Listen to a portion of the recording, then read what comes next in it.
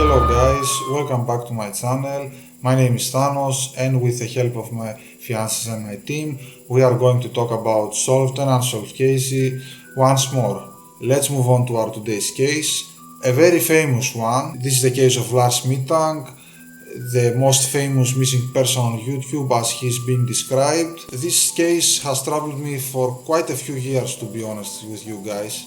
Lars Mittank was born on February 9th, 1986 in Berlin, Germany, and he grew up in Itzehoe, Schleswig-Holstein, where he stayed for his whole life. He did love outdoor activities, exploring new places and going fishing and doing different sports. In his adulthood life, he was working as a power plant, he had a girlfriend and he had a very good relationship with his parents, and after his dad suffered a stroke in 2012, he started frequently visiting them to help them with the situation after he was finished with his work.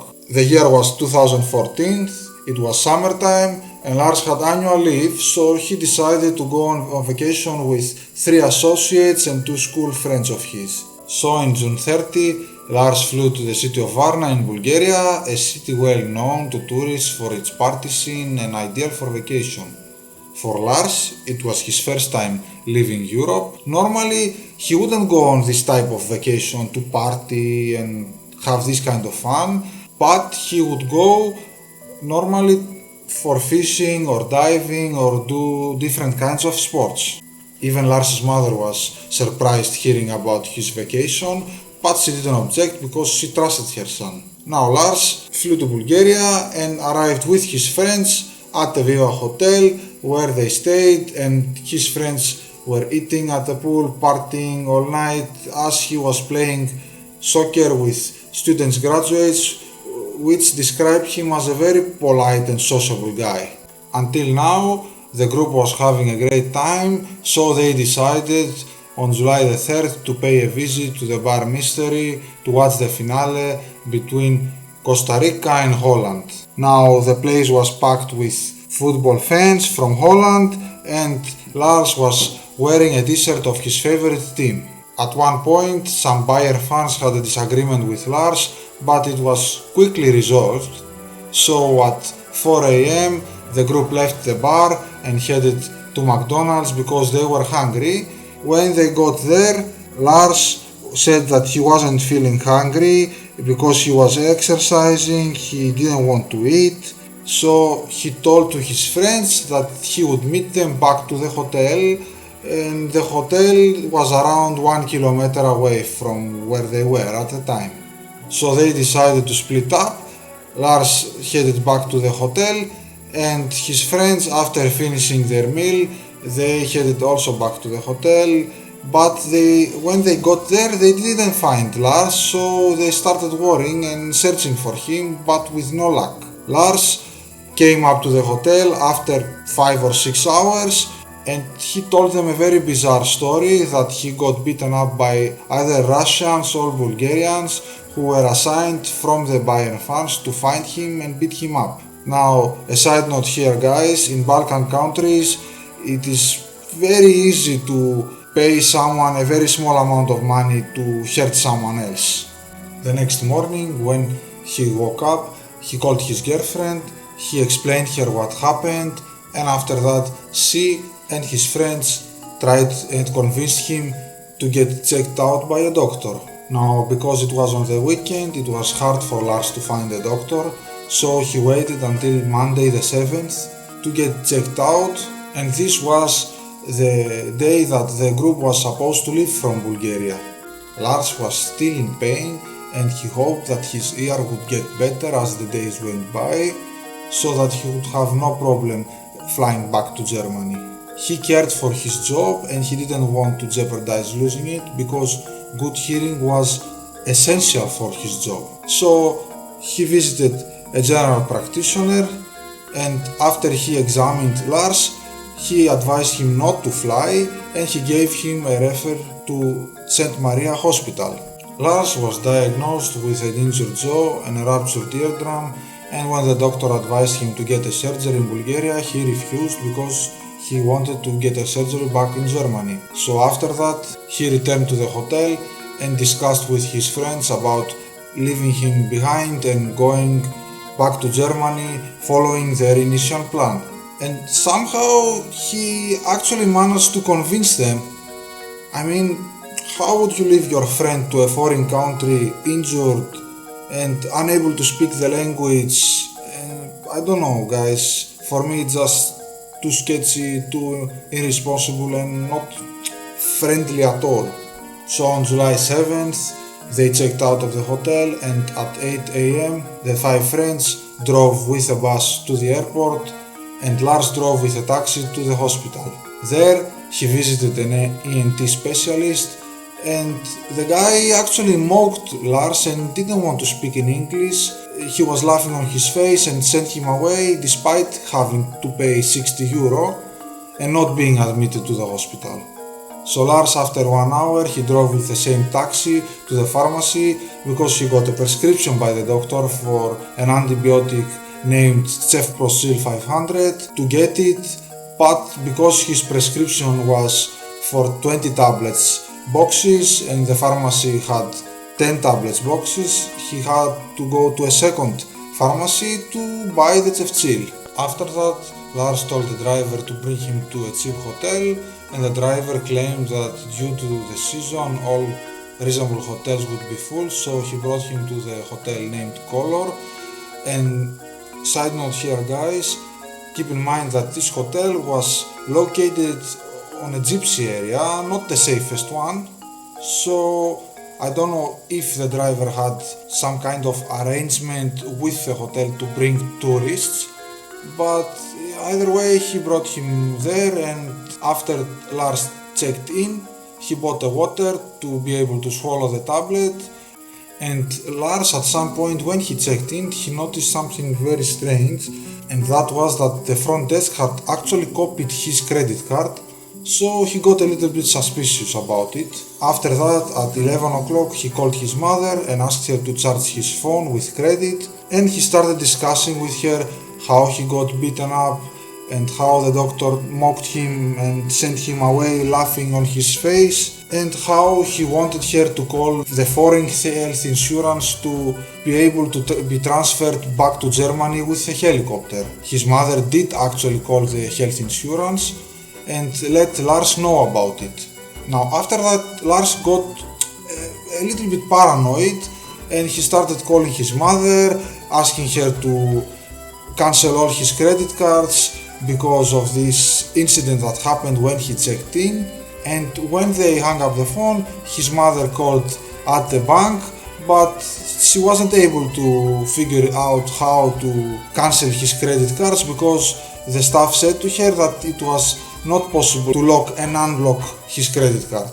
After that, she called Lars once more, and because Lars had enough money on him, she told her to cancel either way his card, which she actually did. And because Lars' mother started having some weird feeling about this, she booked him a bus trip from Varna to Germany in case that he wouldn't be able to fly. So he would still have the option to leave from Bulgaria and go back to Germany with a bus. He called his mother again and he started whispering about being followed by 4 men and that he had to leave the hotel. At some point he left the hotel for about an hour and then he returned. Nobody knows where he was or where he went at this time. Around 2:30 and 3:30 am he called his mother again and he was asking about what the Cefprozil was.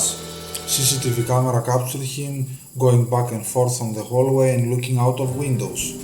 Of course his mother got a little bit worried, so she booked him a flight leaving from Varna at 4:20 am and reaching to Hamburg at 10 o'clock.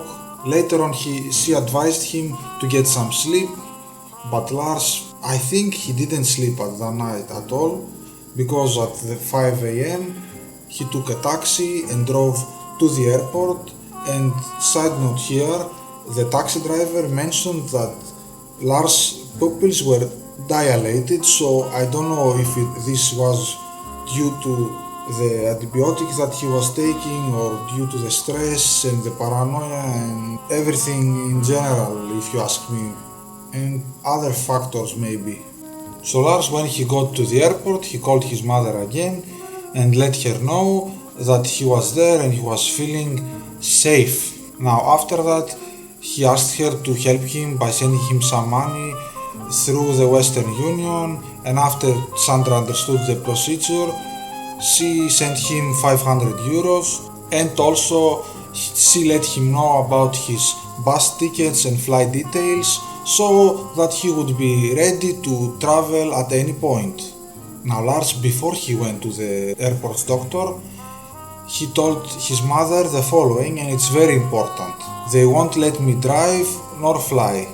After their conversation, she called him once more, but with no luck.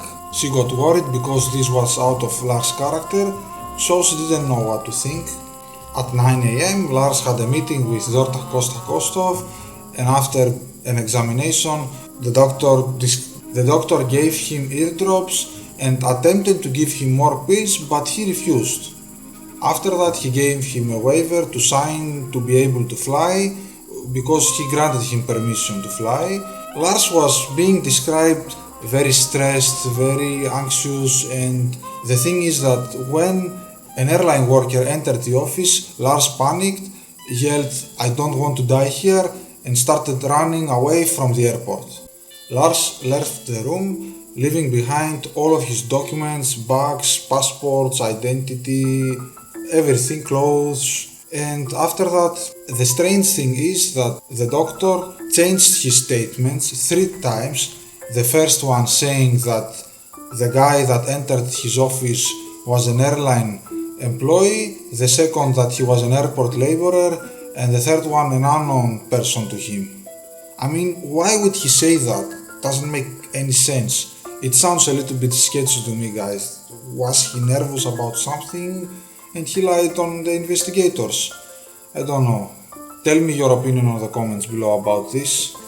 I would really like to hear your opinions. Later, Lars' mother flew to Bulgaria and was shown different videos from that are known to the police or the public.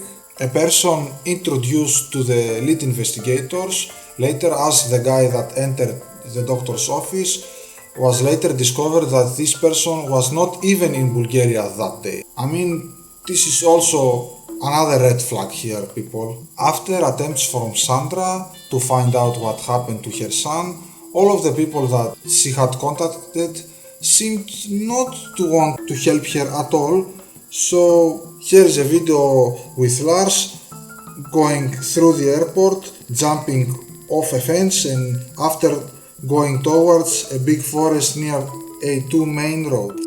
And this, ladies and gentlemen, was the last time and the last seeing of Lars.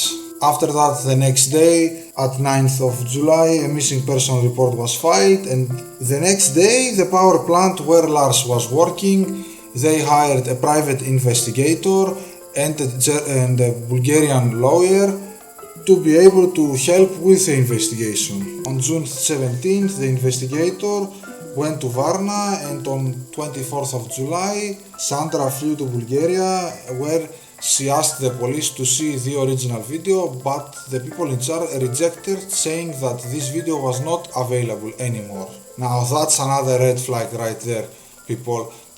The German police with the Bulgarian police, they didn't work that good on this case because Bulgarian police didn't want to cooperate that much, and it seems like they quickly closed the case without being too helpful to the German police, or at all.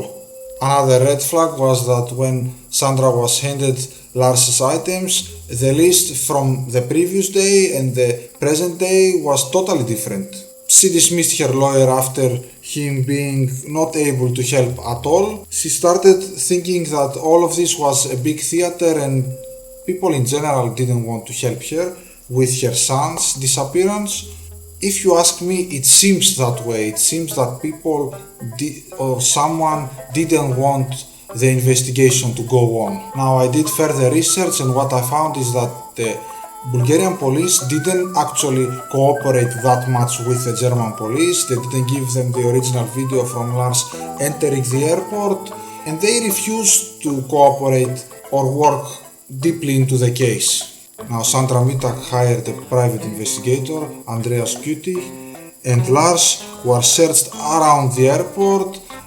Even a drone with a thermal camera was being deployed and a dog, but they had unfortunately no luck discovering Lars's last steps and whereabouts. Now, on the original CCTV footage that was shown to Sarah Mittank, Lars is being seen exiting the airport, and as he saw two police vehicles, he quickly avoided them. I don't know what this means, people, but it also seems a little bit strange. Maybe he was being too paranoid, but even his friend's statements are too simple for the case. He didn't show any strange behavior during the vacation or the holiday.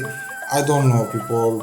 Tell me your opinion on the comment below, because, for example, one theory is that Lars got involved in a drug trafficking ring and he was delivering drugs to different locations, but there are no evidence to support this claim, and that is because Lars had no crime-related history or crime history at all. The police removed both Christoph and Lars' friends out of the suspect list, but there are still a lot of different opinions and speculations about his case. One is that Lars suffered a psychotic episode due to the antibiotic, while other believes that he was a victim from human trafficking. And to be honest, Bulgaria is a very highly corrupted country where gangsters rule out, and this is not impossible to happen, you know. Lars was a healthy, active young man who wasn't drinking or smoking or anything, so it's highly possible that he got mixed up with this kind of people. His mother still believes that he's alive somewhere and that he probably suffered a psychotic episode and lost his memory, but for me it's been a long time. It's almost 10 years now, guys, and the possibilities of him being alive is not that big, I would say. So let me know in the comments below, what do you think that would have happened to Lars, and could he still be alive until now? And keep in mind, guys, that this case remains unsolved and that Lars is listed as 1m80cm or 5'11" tall with dark blonde hair and has a scar on his left arm. Now that was it for today's case, guys. I hope you enjoyed it and stayed at the end with me.